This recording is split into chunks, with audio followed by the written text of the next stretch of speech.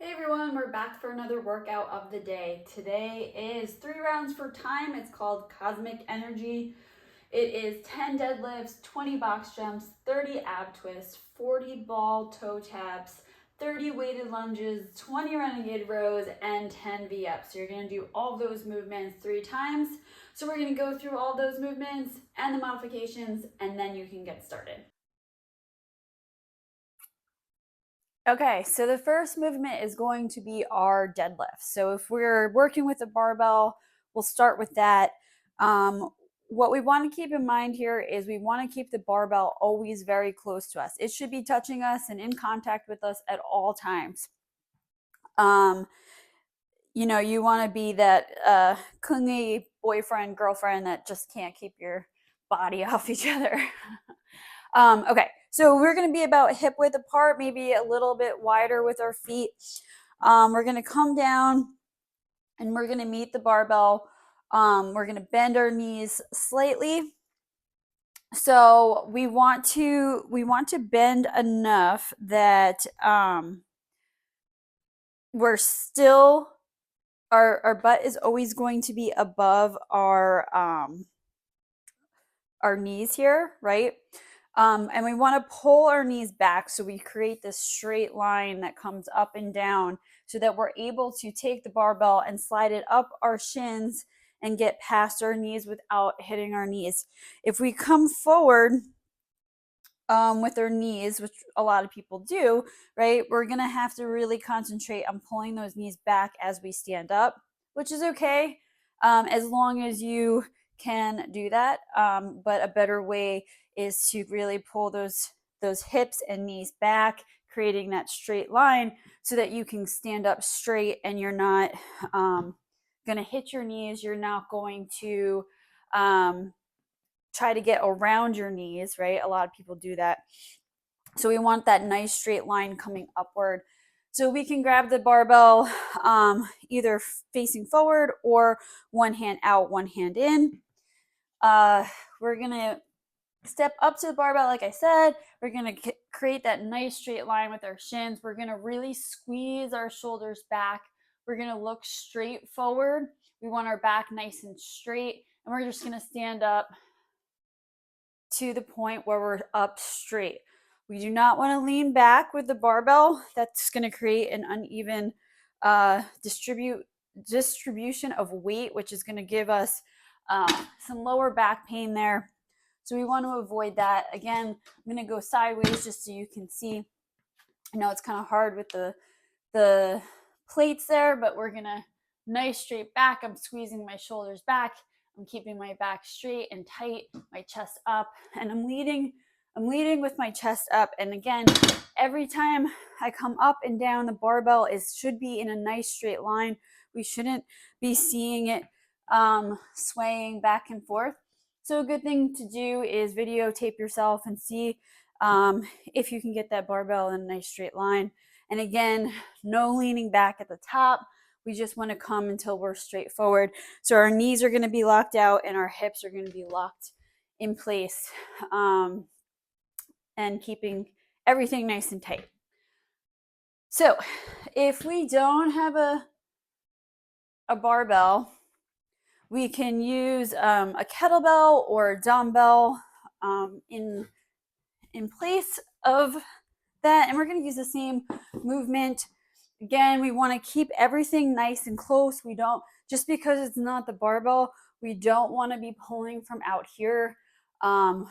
We should be using our legs to stand up in a nice straight line. So when we're placing the kettlebell or the dumbbell in front of us, make sure it's kind of right in between your feet there and your chest is up and you're just standing straight up and coming down.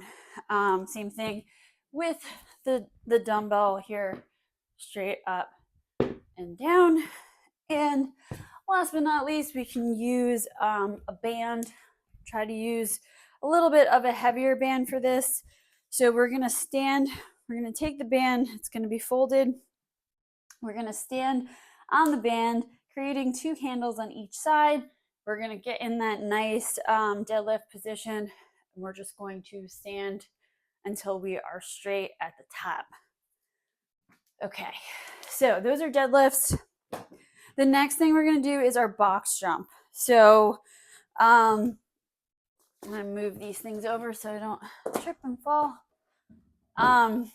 So the box jump modifications could be just height. So you can move your box lower or higher. You can set up some plates to lower or higher just to get yourself comfortable jumping up on the box here. Let me move this over a little bit more so I don't hit my head. Okay, so we want to be facing the box, and we're going to come down slightly into a quarter squat, and we're going to jump fully and completely on the box.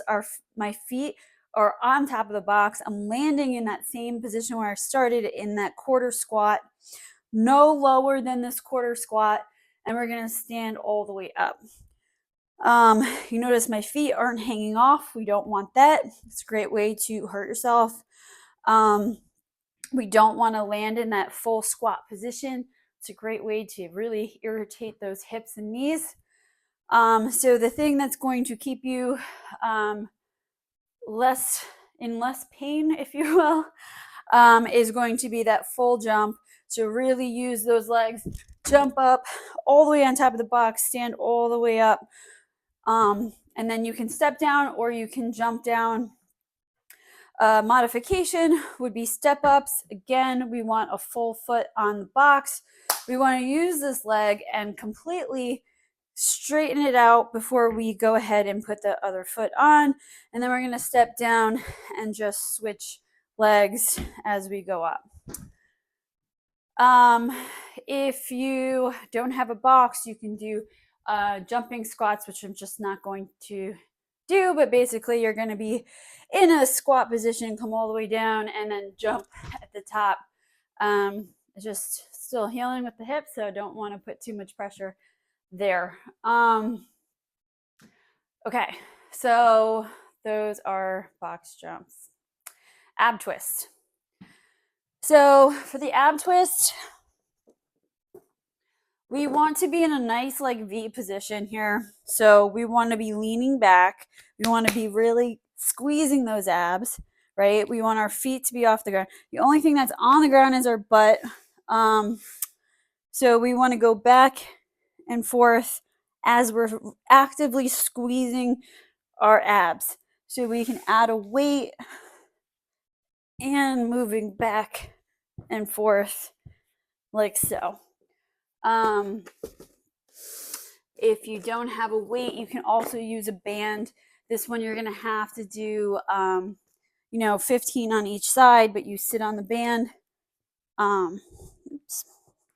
Sit on the band and you're going to pull over with the abs, right? So your abs should be pulling, not your arms. Yeah, so either with or without a weight, or with or without a band. The other thing is too, if you find yourself not able to stay stable like this and you're falling all over the place, right?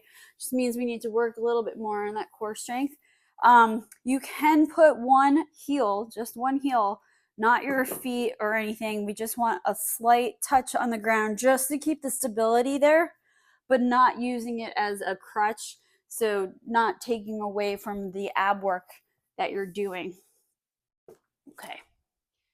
So the next, I'm going to move this box because we are done with it. The next movement is going to be our ball toe taps. So we can use a ball or an object, and we're just going to tap it like the old soccer drill. If you ever played soccer, you're going to just tap it with your toes, but you want a nice consistent movement. So you want to be continuously going back and forth. If you don't have a ball, or again, you can use about anything to do it. You can also run in place as well. Again, we want to try to keep that consistently going. We don't want like a tap and stop, a tap. We want tap, tap, tap, tap. We want that heart rate getting up there. So then the next movement is our weighted lunges. So we'll go over the lunge movement.